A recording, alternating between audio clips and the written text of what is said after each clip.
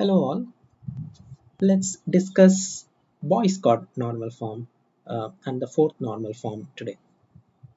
A relation schema R is in Boyce normal form with respect to a set F of functional dependencies if for all functional dependencies in F closure of the form alpha determines beta, where alpha belongs to R, alpha is a subset of R, and beta is a subset of R, at least one of the following holds, right? Alpha to beta is trivial, uh, or alpha is a super key of R. Well, this might sound complicated at the first instance, but actually it isn't. So all that this means to say is that if you see an FD, then LHS must be a super key. So that's all it says. So I hope you recognize this character. He's Professor Calculus from the famous Tintin comics. I've always enjoyed reading Tintin comics, and especially I've liked the role that Professor Calculus plays. Anyways, let's come back to the topic. So if there is a FD, then LHS must be a super key. Recall that when we discussed third normal form, we said that if there is an FD, or for every FD that we have, either LHS must be a super key or the RHS must be a non-prime, or RHS must be a prime attribute. Now you see that there is only one condition, that LHS must be a super key. So in that way, Boyce normal form is a stricter form over third normal form. Okay, so if a schema is in BCNF, it is already in third normal form. Okay, so let's take an example to understand third normal form better. So let's say this is how the domain looks like, and you have to design tables for this domain. Okay, so there are some rate types I'm going to introduce. So we are in the world of sports, where I own some tennis courts and I have some rate types for those tennis courts. So let's say there are four rate types: saver, standard, premium A, and premium B. And there are some definitions of what these are. So for example, saver applies for quote 1 bookings made by members of the club.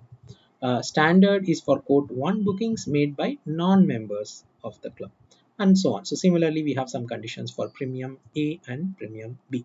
There are only two codes, code 1 and code 2, that's given to you. And there are multiple slots, and each code may have different slots. So you, as a member or a non-member of the club, may book a certain code for a certain time slot. So the slots have a start time and an end time. Okay, so if this is given to you, how would you arrive at a table design? Take a minute, pause this video here, and try to come up with a table design which captures all these inputs yourself. Okay, I'm going to continue from here. Let's say I came up with this kind of a table design where I have the code, the start time, the end time, and the corresponding rate type. So for example, code number 1 booked from 9:30 to 10:30 with the rate type of saver. So this is one way to do this. I don't need whether this was booked by a member or a non-member, because the moment I say saver is the rate type, I know that the the person who booked it must be a member. Okay, so what are all the candidate keys if this was the table? One possible candidate key is quote and start time. So with these two, I can identify the rest. I'm assuming here that the start time to end time difference is pretty much fixed. Um, and there could be another candidate key, quote and end time. So I could use end time instead of start time. I could use rate type and start time, and rate type and end time. All right, so assume the FD is rate type determines code. Okay, so rate type determines code because we know from the domain that rate type determines code. Now, if this is the table given to you and we know the domain knowledge, and we have some candidate keys figured out, and there is a functional dependency that holds in the sense rate type to code. Now, is this relation in second normal form? What do you think? Yes, this is indeed in second normal form because there's no non-prime attribute here.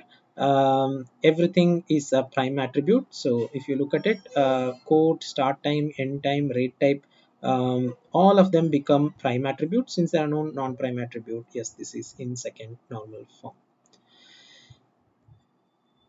Okay. Um, we can now decompose this table to a Boyce coord normal form, and we'll see how to do that. But before doing that, let me convince you that this relation is not in Boyce coord normal form. That is because we see that in the functional dependency, rate type is not a super key. Since rate type alone doesn't form a key, rate type is not a super key. So this is so we know that for every FD, LHS must be a super key for that relation to be in BCNF. So since that is not the case, this relation is not in BCNF. So can I now decompose this so that I can reach to a BCNF? So here is one way to do that. So I have my original table, and I'm going to create two tables. In the first table, I'm going to say, so this rate type applies to this code and either member or non-member. And I'm also going to create another table called bookings, where I say that a particular member can book a particular code, member type, let's say, yes, I know either a member or a non-member can book a code from a start time or end time. And I don't want to keep the rate type information here because this is just simply a booking information, and I can always get the rate type information from this combination, right? So rate type determines quote and member, and in the bookings table, I have some candidate key choices over here. So a member or a non-member can book a particular code from a particular start time, or I can, instead of start time, I could use end time as another possible candidate key, and I could select one of these candidate key sets as my primary key. Okay, so if I do this, now you see that for all the functional dependencies that exist in these tables, LHS is indeed a super key. So now this is in BCNF. Okay. Um, while decomposing tables like this, there is one interesting property that you should keep in mind. We call this a lossy decomposition. So we don't want to lose some information when we decompose tables. So for example, let's say I have a table like this where ID is the key which determines name, street, city, and salary. Now, what if I split this into two tables with ID and name on one side and name, street, city, and salary on other side? Now, this doesn't make sense because the identifying attribute ID is not here in the second table. Now, since it is not there in the second table, this kind of decomposition, when subjected to a natural join, will not give me the original table back, and that's a problem. And these kind of decomposition are called lossy decomposition because we lose the original data. We cannot reconstruct the original data through natural joins. So we always want to decompose in such a way that the joins are lossless. And there is also another thing to keep in mind. It's not only about lossless joins, but it's also about dependency preserving as well. So we want the decompositions to be dependency preserving too. So if there are some functional dependencies that apply on the source table, then the same functional dependencies should apply after decomposing as well. So what do I mean by that? So let's say I have these functional dependencies. A determines B and B determines C, and some table R is given to you with A, B, and C. So let's say a specific instance has alpha 1A as a tuple and beta 2B as another tuple in R.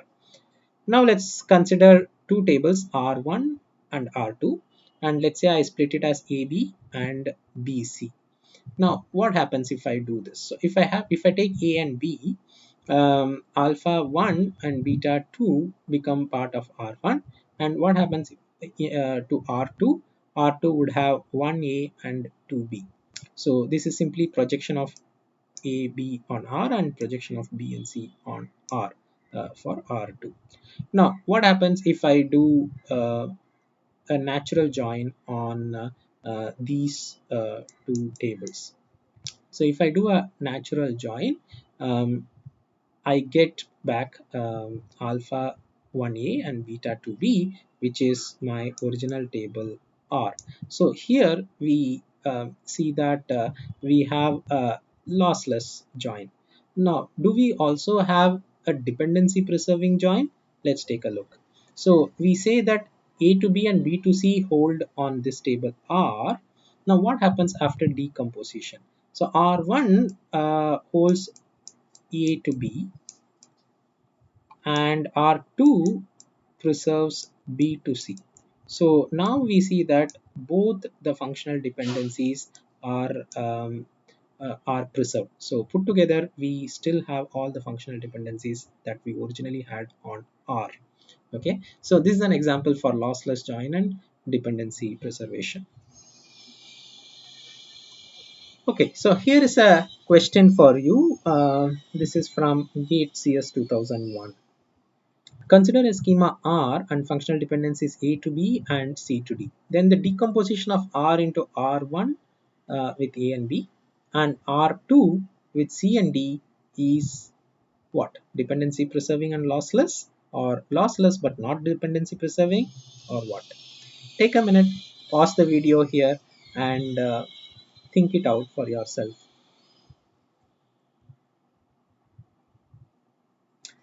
Okay, let's look at the answer. This turns out to be dependency preserving but not lossless join. Why dependency preserving? So we see that A to B is one dependency which is preserved here in R1 and C to D is preserved in R2. So dependencies are preserved, no issues.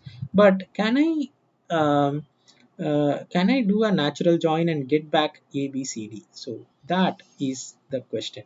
Now in order to do that, there should be a common attribute between R1 and R2. Otherwise, there is no way I could do a natural join. Since there are no common attributes, natural join does not work here. So we do not have a lossless join here. Okay. Um, Here is another example. Consider this table instructor info. Let's assume instructor has an ID, has a child with a name and some phone numbers. So given that the instructor may have multiple, so this is not child's phone number, it's instructor's phone number. Okay, and instructor can have multiple phones and can have multiple children. So in that case, if I come up with this kind of a table structure, is this in BCNF? What do you think?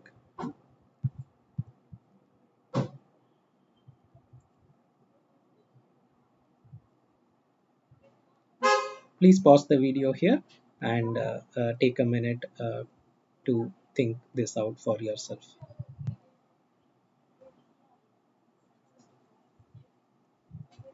So there are no non-trivial functional dependencies, and therefore the relation is indeed in BCNF. Insertion anomalies do exist. So this goes on to say that just because a table is in BCNF does not mean that the table design is good. Anomalies may still exist. That is, if we add a phone to a specific instructor, then we need to add two tuples, right? For each child that the instructor has. Now that doesn't seem correct at all. So there seems to be a problem. Um, So even in BCNF, we see that the schema may not be sufficiently normalized. That takes us to, or that motivates us for one more normal form called the fourth normal form. Okay, so maybe this example would better explain the fourth normal form. So let's say there is a pizza um, restaurant. So let's say there are some pizza restaurants. Let's say A1 Pizza, Eli Pizza, Vincenzo's Pizza, and so on. And let's assume they offer different varieties like thin crust, stuffed crust, and so on. And they have specific delivery areas where they work. Now, look at this. Restaurant does not functionally determine variety. Restaurant does not functionally determine variety. And why is that so? Because A1 pizza can take two values of pizza variety, thick crust and stuffed crust. So we then say that A1 multi determines pizza variety. Okay, so A1 restaurant does not determine pizza variety, but restaurant multi determines pizza variety. Similarly, restaurant also multi determines delivery area. So this double arrow that you see here is the notation I use um, for multi dependencies. Multi determines dependency. Okay, and we don't like these kind of multi determining relationships. So how do I get rid of this? So this is where the fourth normal form decomposition becomes useful. You see that I can split first based on pizza variety like this, and then I can have the delivery area stored separately in another table. Now everything is fine. We don't have any multi-determines relationship here. So this resulting table structure after decomposition is in fourth normal form. And you could see that I could join these two to arrive at the original table as well. So there is no lossy decomposition happening here, and we have preserved all the dependencies as well. Let's do a quick review. We have seen four normal forms and BCNF. Any given table is not in first normal form if there are the multi-valued attributes. Also, if a given table is not in a second normal form if there are partial dependencies. So manufacturer determines manufacturer country is a partial dependency because a part of the key can identify some non-prime attribute. And some table may not be in a third normal form when there is transitive dependency. Can you identify the transitive dependency in this table? Yes, tournament determines winner and winner determines winner's year of birth. And a table can further be refined into BCNF. So this table is not in BCNF, and we know why. That's because we need every functional dependency to have its LHS as a super key, and in this case that is not the case. That doesn't happen. Here we have that condition satisfied, but we have multi-determines, multi-determining FDs over here, and we want to remove that. So this is not in fourth normal form. So now we have seen four different normal forms and BCNF. That's five different normal forms. And whenever we get into these normal forms, how to decompose these tables into a form which does not produce anomalies. And in that process, we want to ensure that our decomposition is lossless and dependency preserving as well. I hope so far everything is clear to you. So let me present another question just to ensure that you have understood things correctly. So let the set of functional dependencies F as given here, hold on a relational schema X which has 4 attributes P, Q, R, S. Suppose X is decomposed into two schemas Y and Z, Y having PR and Z having QRS. Is the decomposition dependency preserving? What do you think?